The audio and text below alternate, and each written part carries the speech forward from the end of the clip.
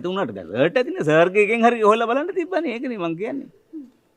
දැන් මෙසත් දැක්තරම සත් මෙහෙම සර් හරි දැන් මේකේ තාම සීරියස් කේස් එකක් නේ. අපි ඊටාම සූක්ෂමව මේ පිළිබඳව විමර්ශනයක් කරලා බලන්න ඕන සර්. තාම සීරියස් මේ වැඩේ එකයි. හරිද සූක්ෂමව බලන් ඉස්සලා අර මේ නාන මංකඩ තියෙන්නේ කොහෙද කියලා බලා ගන්න ඕනේ. ඊට පස්සේ තමයි සූක්ෂමව විමර්ශනය කරන්න වෙන්නේ. අහවල් එක නානමංකඩ බලන්න යන්නේ.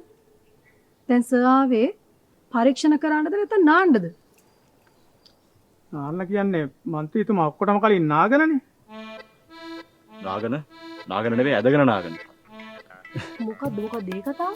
නැත්නම් ඇත්තටම දැන් මෙහෙමයි චේතනා. නංගි දැන් අපේ මන්ත්‍රීතුමා හරි කම්මැලිනේ. බුදුම කම්මැලිකමක් තියෙන්නේ. ඉතින් යාගේ කම්මැලිකමට යාර නානමංකරට ගිහිල්ලා අර නාන ගෑනු තිය බලාගෙන ඉඳලා කම්මැලිකමට හැංගිලා. ඔව්. එතකොට ඊ අල්ලපනල්ලේ මෙන්න මොලේ විපක්ෂයේ ගෑනු ටිකත් එක්කලා මේක. අන්න එකයි කේස් එක. ඒකයි. පක්ෂ ගෑනු? ඔව් විපක්ෂ ගෑනු දෙකලා ඒක. නෑ මෙහෙම විපක්ෂද පක්ෂද අපිට අදාළ නෑ. අපි දන්නෙත් නෑ. හරිද?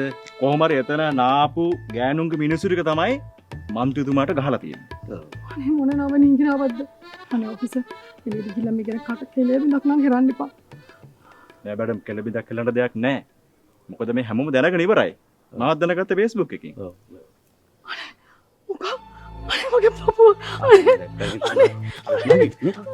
මං කිව්වනේ ඕවා කියන්න එපා කියලා ගිහිල්ලා වතුර එකක් ගේන්න ඔටක් දාලා ගිහිල්ලා